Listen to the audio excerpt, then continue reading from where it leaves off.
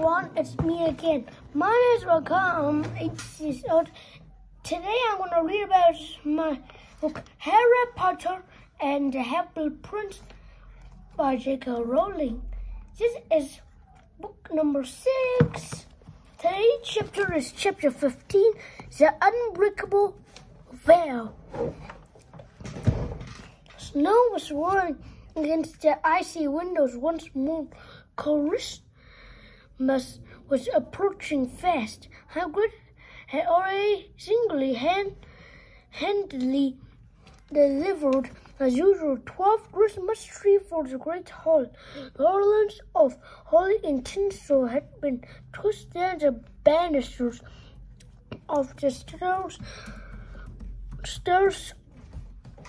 Everlasting candles glowed from inside the helmets of suits of armor, and great bunches of mistletoe had been hung at intervals along the corridors. Large groups of cars tend to converge underneath the mistletoe bunch when past which caught blockage in the door. Fortunately, however, Harry's frequent night-time secret passway so that he was able too much difficulty to navigate mistletoe's free runs between class. Ron, who might once have found the necessity of these detours a cause for jealousy rather than hilarity, simply Lord would laughter about it.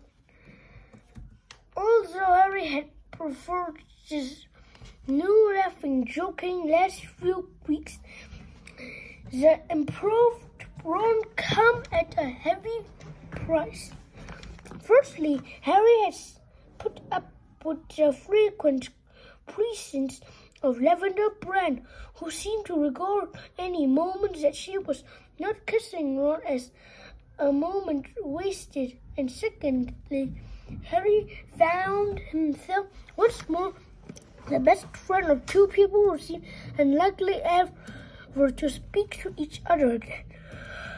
Her hand form still have scratched and cuts from Molly's bird attack, was taking a defense and resentful tone.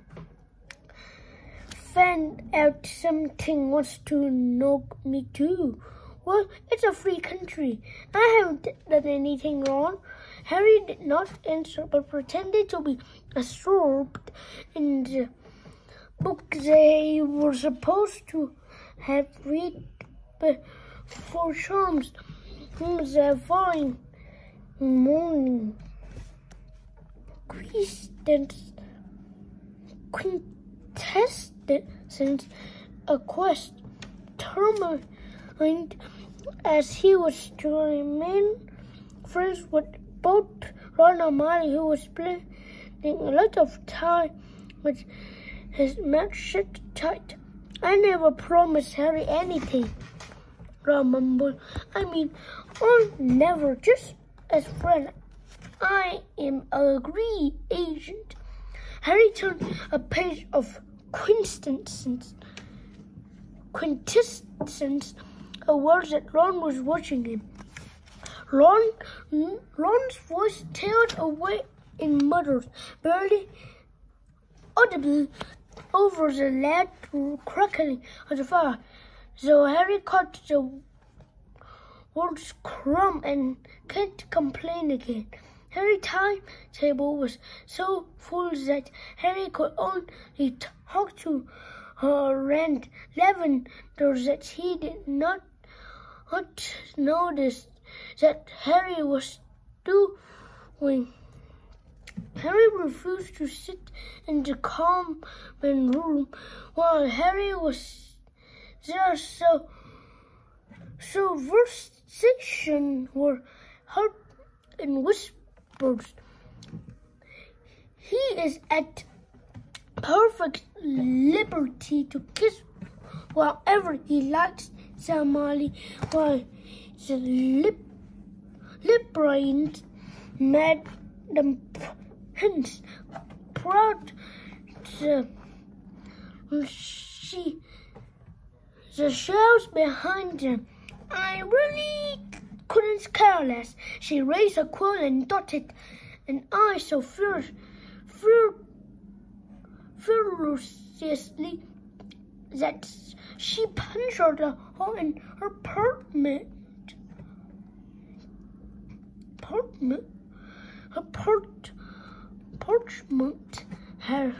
Harry said nothing.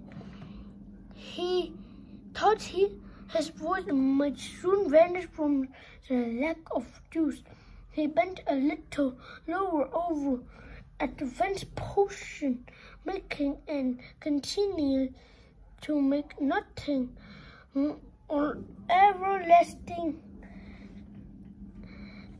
elixirs.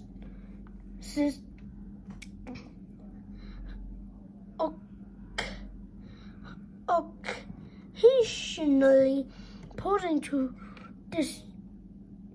discover the prince's useful addition to Libertas. Yes, Boris next pausing to decipher the useful addition to Libertas. Boris next pausing to decipher the prince's addition in full useful addition to Liberties. This is Boris text.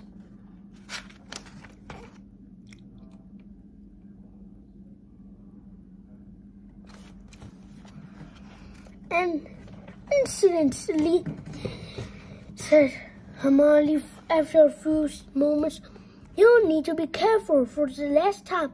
And Harry speaking in a slightly hoarse whisper after 3/4 of an hour of silence. I am not giving back this book. I have learned more than from the Half-Blood Prince and Snape or Slughorn have talked me in. I'm not taking about your stupid so-called prince, said Hermione, giving his book a nasty look as though it had been rude to her. I'm talking about early. I want you to... Làm review được 95 điểm trên 100. Phải không? Ủa con nói dối gì đâu. Cái bài kia sẽ làm kịp thì sao? Tôi làm gì? Con biết cách làm nên con đọc bằng mồm cho thầy. Easy for you to say, murmured Harry, thinking of Romilda Vane. And he's not a very good wizard. I doubt he can tell one portion from Hermione's. Stop that. Harry had heard it too, so he had moved close behind among the dark bookshelves. They watched and only those victory like contents of Madame Pince appeared around the corner, her sunken cheeks and her skin like parchment, and her long hook nose was illuminated unflatteringly by the lamp she was carrying. The library is now closed, she said. Mind you return anything you disbraved the boy. It is not the library's, it's mine, said hastily snatching his copy of Advanced Potion Making of the table as she looked at it with a claw-like hand. This bullet, she hissed. Discrafted buffoon. It's just as books that's been written in, said Harry, taking it out of her grip. She looked as though she might have been a Caesar. Molly, who had hastily packed her things, grabbed Harry buys it on and brings a stupid book. It's not my fault. It's not my fault. She is barking mad. She's barking mad. Or did you think she'll be over her head you being rude about Flitch? I've always thought there might be something going on between them. Oh, and during the fix-it, they could speak normally again. They made the long way the dessert lab, its corridors, lit corridors back to the common room, arguing about whether or not Fritz and Madame Prince were secretly in love with each other. Pebble, said Harry to the flat lady, this being the new festival password. Same to you, said the fat lady with a royal grin, and she swung hers to admit them. Hi, Harry, said Romedale vain. The moment he had climbed through the portrait hole, fancy a gilly water? Hermione gave him a, what did I tell you? Look over her. No thanks. And Harry quickly, I don't like it much. Well, take these away. Take these anyway, said Romedale, tossing a box into his hands. Chocolate cauldron. They've got fire whiskey in them. My grand sent them to me, but I don't like it. All right, thanks a lot, said Harry, who not seeing it else to say. I am best going over here. Yeah. But his hopes were not high, and they sank still lower after enduring a transfiguration lesson with Simba next day. He finally tracked her down as she emerged from a girl's bathroom on the floor below. She was accompanied by Luna Lovegood, who was patting her vaguely on the back. Alright, so let's continue. Hi, Luna, Hermione. You left your stuff. He held at her book. Oh, there's Hermione in a choked wood, tucking her things and turning away quickly to hide the fact that she was wiping her eyes on her pencil case. Thank you, Harry. Well, I better get going. And she hurried off without giving Harry any more time to offer word of comfort. So, admittedly, he could not think of any. She is a bit upset. Sao làm drama cho mẹ tí nha. So have you had a good item? Oh, it's been all right, said Luna, a bit lonely because the dark class calls me lonely the other day. How would you like to come to the local party with me tonight? The words were out of Harry's mind before he could stop them. He heard himself say them as though it were a stranger. Luna told her, yes. The local party with you? Yes, said Harry. We are supposed to bring guests, so I thought you might like. He was keen to make his attention perfectly clear. Just as friends, you know. But if you don't want to, he would already have hoping that she didn't want to. Oh no, I'd love to go with you as friends, said Luna, beaming as he had never seen her beam before. Nobody had ever asked me to a party before as a friend. Is it was you that I planned for the party? No, said Harry firmly. That was a mistake. I will get Hermione to put it right for me. So I will meet you in the entrance hall at 8 o'clock. Then, scream a voice from the overhead, and both of them jumped and noticed. But either of them, they had just passed right underneath Peeves, who was hanging upside down from a chandelier and grinning mercilessly at them. Potty asked Rooney to go to the party. Potty rose. Potty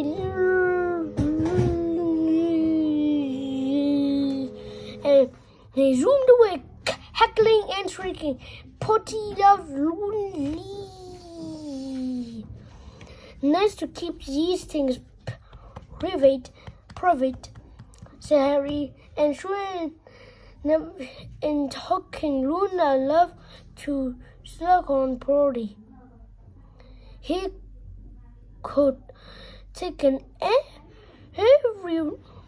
anyone said not in disbelief over dinner. Anyone, and you choose Rooney Lovegood? Don't call her that, Ron snapped Ginny, pausing. What is your plan? It's none of your business. If you tell me what you are trying to do, I can assist you. I have got all the assistance I need. Thanks. I'm not alone. You were certainly alone tonight, which was foolish. Extreme wondering the corner would add looks out or back up. These are elementary mistakes. I would have had Grabber and Goyle with me if you don't put them in detention.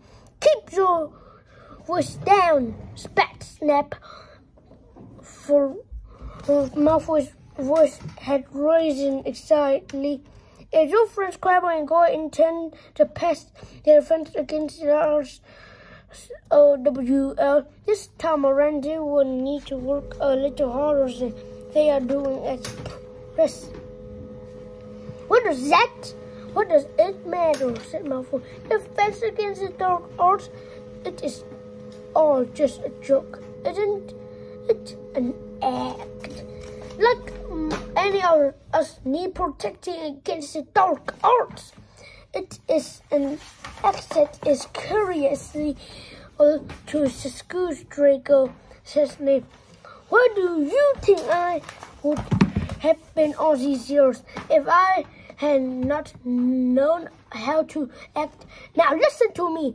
You are being incaution, wandering around at night, getting yourself caught, and if you are placing your reliance on assistants like Crabble and Goyle, they are not the only ones. I've got other people, better people, and they're not comforting me, and I know what you're up to. You want to steal my glory. There was another pause. The Snape said coldly, you are speaking like a child.